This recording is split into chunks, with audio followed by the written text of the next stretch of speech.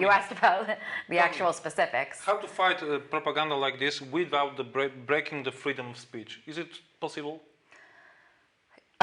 Okay, it's difficult. I think that we're all grappling with this, and I think after the election in the U.S., there's a lot of blame going around with fake news and propagandized news, and the 50% of news in social media before the election was fake. Yes, yeah, and people are just waking up to this now. Why we weren't having this conversation 6 months ago is, I think, I don't know why. I've been very vocal about the fact that from my experience, the way that the news and the information that people consume can really shape your worldview and really mobilize people and divide people. And that's one of the goals of Russian media, I think, whether it's in the US or throughout Europe.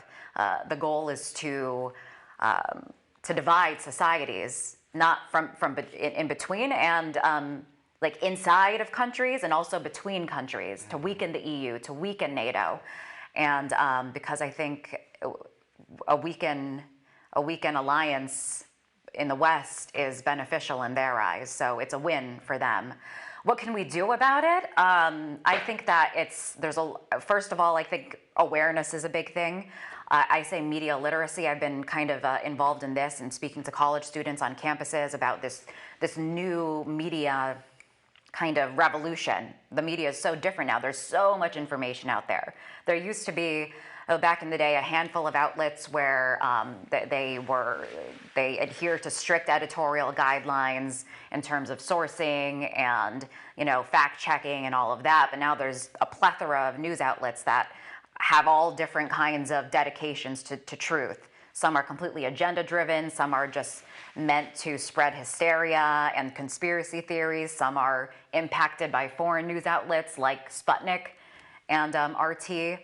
So I think that it's kind of a media literacy issue. I think people need to be more aware of the news that they're consuming, and whether it's on social media, it's not, I mean, trolls are a big thing. There's and I don't want to give a wrong figure, but there is a study on this, and I think there's going to be more, I plan to look more into it. A lot of actual Trump trolls, kind of advocating for Trump, have been pointed out to actually originate from Russia. Like essentially they're Russian trolls. Yeah, actually pushing for Trump to get elected. And you could see it even in the Russian media sites. I mean, Hillary was totally demonized and kind of a pushing for Trump. And also the hacking was obviously for the benefit of Trump. And Trump actually at one point called on Russia to keep on hacking. He actually looked into a camera. What about Michael Flynn? He was a main commentator in RT, and right now he goes to Pentagon, I think. So. Yeah. Today news is he will be the security advisor of Trump. Yeah, that's very, very concerning. General Flynn is somebody that is kind of an outlier in the intelligence and military community.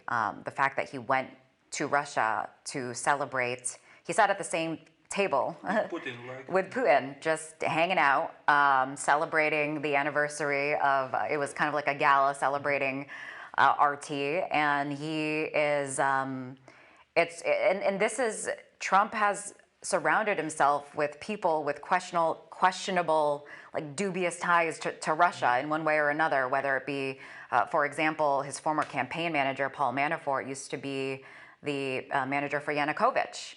And he has a lot of questionable ties to pro-Russian oligarchs, and he's now under investigation. Carter Page is another one of his advisors that also has ties to Gazprom and financial incentives there, and now Flynn. And you got to think, why has he surrounded himself with all these advisors with these ties to Russia? Why? Well, we haven't seen his tax return, so we don't know why he's so glowing of this Russian leader. They seem to have a mutual admiration for each other, and the Russian media has been cheering him on. And And now I think what's interesting is I don't think a lot of people in America are unaware of the way that they're actually unwitting participants in disinformation. They are, not only are they swayed by it, they don't realize that it might be at the benefit. So they share it on social media, they advocate it, and they become part of the problem.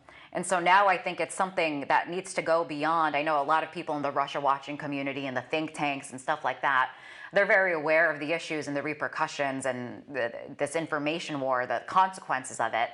But now I think that, for example, Facebook and Twitter are now doing a lot of soul searching and figuring out what kind of role they're playing in spreading fake news. And I think that some actions are going to be taken on that level.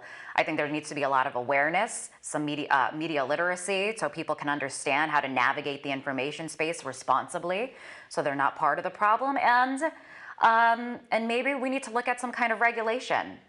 We hold freedom of speech in such high regard in the U.S., which I think is why we've been the government or policymakers have been reluctant to do anything about it. But now, I mean, we see here in Poland just the other day, it's looked at as a national security issue, and they actually testified in Congress last year, and so it is getting to that level. I think there's a lot of debate as to finding that balance of freedom of speech and not allowing disinformation to manipulate, our own media, our own discourse. So, but I think that's something that we're going to have to look at. How can we stop this? I'd say just this disinformation from polluting our information, our news, the way that because it shapes your worldview. Okay, the last question is, yesterday we had a conference in Poland about the disinformation in media and so on and so on. Do you have some advice for our viewers how to recognize the Russian propaganda? Yeah, well, some of it's very obvious. I mean, we all know some of the main players. For example, RT, Sputnik. Those are the ones in English language that I'm aware of because I've worked in that newsroom, in that environment. But there's several other news outlets that are influenced by Russia. And you have to think about the content of it. First of all, think about what is this news site that you're reading? Who's behind it? How is it financed? What is the motivation? What is their credibility? Look at the particular journalists. What kind of messages have they been spreading? And sometimes it's just a simple Google search to try to figure out what it is that you are, the news that you're consuming. So be cautious. Don't be part of the problem. Be more of an active participant, because that's that's the environment today. We're all kind of active players and sharing and creating information. So let's all be more responsible about it. Okay. Thank you. Dziękujemy Państwu. Dziękujemy naszemu gościowi. Dziękuję. Do zobaczenia. Pozdrawiamy. Okay.